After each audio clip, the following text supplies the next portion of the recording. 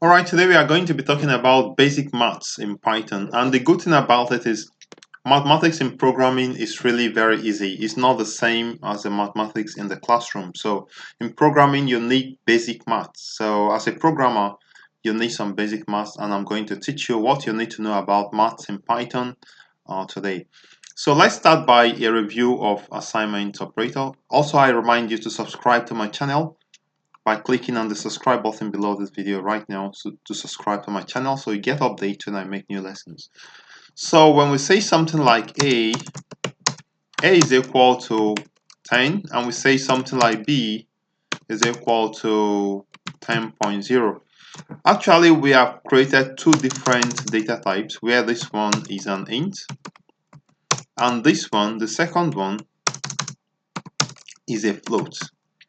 So the two numbers are not the same thing. So this is how assignment works. And I also mentioned that if you say something like A is equal to input, and you say enter a number, and the person enters a number, let's say 5, and I'm going to print let's call it C this time. So I'm going to print out C, right? So at this point we have A, B, and C.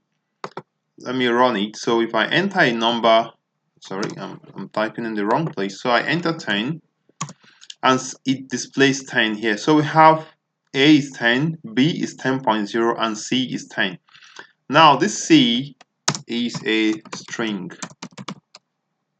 So you can't actually use it for anything mathematical. So that is one thing you want to know about assignments.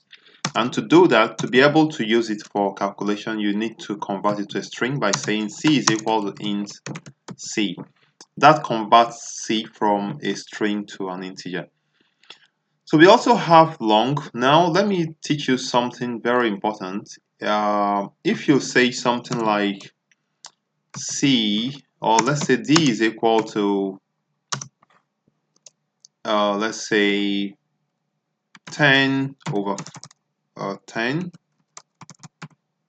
5, and I'm going to print D, right? So we want to check what data type is D. When we calculate 10 over 5, we have 2.0, right? Why is it not 2? The reason is because when you perform a division, by default, the output of division in Python is a float, right? So even if you use two integers to perform this division, the output is still going to be a float. That is one thing you want to bear in mind. Complex numbers are numbers that have two types, two parts, the real part and the imaginary part. So it's something you just need to know. Don't worry too much if you don't understand it well, but just know that you can create a complex number by saying, let's say we want to create a complex number D. We can say D is equal to complex, and we pass in two different numbers, 1, 2. So at this point, we've created a complex number. If I print out this complex number, you see that it's going to print out 1 plus 2j, right? So I'm going to print it out so you see how it goes. So it says 1.2j, okay? So that's what you need to know about complex numbers. Let's now talk a bit about conversion. Of course, you know that to convert to an int, you simply use an int. So if I want to convert b to an int, I can simply say b is equal to int b. So at this point, b is an int. So if I print b, I'm going to print out an integer, right? But if I print b here before the conversion, so if I say print b, it's going to print out a float, and when you convert, it prints out an integer. So that is basically how you do conversion. And the same way you can convert a number to a long. Let's say you want to convert b to complex. You want to convert it to a complex, you can just say complex b. So what is going to happen is going to say 10 plus 0j. So the real part is what we have, just one part, and the imaginary part, we don't have it. So it says 10 plus 0j. Now, there are functions you need to know in math. For instance, you want to round off numbers to decimal places. You have 10.33333. You want to round it off to maybe 10.0 or maybe to a higher number. You have different functions.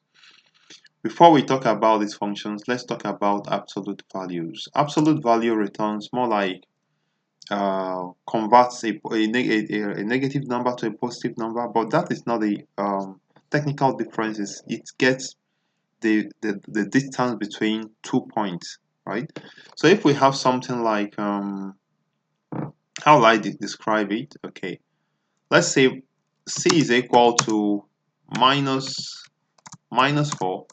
So if I say d is equal to abs c, and if I print out d, at this point it takes out, oh sorry, I want to use a print statement. It removes the negative number from it. So you have 4. But now I'm going to apply absolute value to a complex number, and let's see what happens. So let's take, for instance, c is equal to let's say 2 plus 3j, right? So that's c, and if I print out c, you find out that it is a complex number, right? So I'm going to take out this. If I print out c, you see is a complex number. So I'm going to print out absolute value of c, and let's see. So I'm going to apply absolute value of c, and let's see what it prints out. So it gives us a value of 3.6. What does it mean? So we are taking more like you are solving a triangle using Pythagoras theorem. So you have 2 squared plus 3 squared. You are taking the square root. So this is the same as, let me just put this in a comment, 2 get this raised to power symbol. Okay, let me use a Python symbol. 2 raised to power 2. Okay, there's no way to represent it. So it's simply 2 squared plus 3 squared, sum it and take the square root of it. More like you are solving a triangle using Pythagoras rule. So we also have ceil. So if you have something like c is equal to 10 over 3, or let me use a print statement, print 10 over 3. So you see that it gives us unnecessarily long number. So you can easily use this function called ceil. Ceil actually returns the highest integer value that is greater than that number. So if I print is ceil. Good. So I'm going to teach you something now. You need to use import statements, and you need to import maths. So at this point, if we run it, maybe it requires us to attach maths.ceil. Yeah. So that's how to use this function in the same way. So what happens is 3.333 is changed to 4 because above 3.333 we have 4. So the same thing goes maths.floor, and it returns the lower value, right? So that is how it works. We have the log, we have the mean, we have the max. So I'm going to just talk about mean and max at this time. So if you have scores is equal to and so on and so forth, we have all of these. So you can actually find the minimum of the numbers in the list by using mean of scores, and that will give you the lowest number in the list, which is 1. And the same thing you can do with max. It gives you the highest number in the list. Alright, so let's look at random numbers. So choice returns any number from a list, returns a random number from a list. But to use that, you need to use the random module. So let's say I want to return a random number from the list of scores. So you can simply say maths random. Okay, before we use random, we need to import random. Yeah.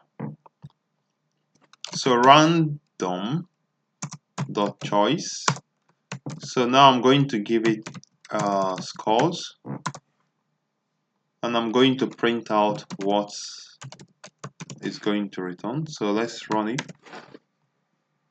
So you can see it gives us 4. If I run again, it gives us 4. It gives us 2. So it's basically taking random numbers from a list of items. What of randrange? It tries to give us, take a random number between 2 ranges. So if you want to get a random number from between 0 and 10, you can use randrange to get that. And we have a random returns a single random number. We have seed is used to set the seed or the initial value of a random number generator. So shuffle is another important one. So a shuffle shuffles a list. So let's apply it here. So let's say we have 28, we have 200. So now you can see that if I print out this scores, you can see that it is you see it prints out exactly the way it is in the list. But if I now shuffle it by saying shuffle, I say shuffle random dot shuffle, and I shuffle it by giving it scores. So at this time, if I print out this list, you'll see that it's going to shuffle whatever is there. So let's print it out and see how it is. So you can see that the second list is a shuffled list of the first list, right? Good. So one thing you can do is to try this trig function, trigonometric function. So we have cos, sine, tan, atan, log, degrees, and radian, and so on. So try to use them, try to see how it works. I'm not sure you have to spend so much time in mathematics, but it's something you need to know as a Python programmer, especially if you are going to sit for quiz on Python from time as some time in your career. I'd like to stop here, and I also like to thank you for viewing, and in the next tutorial we continue with the next topic.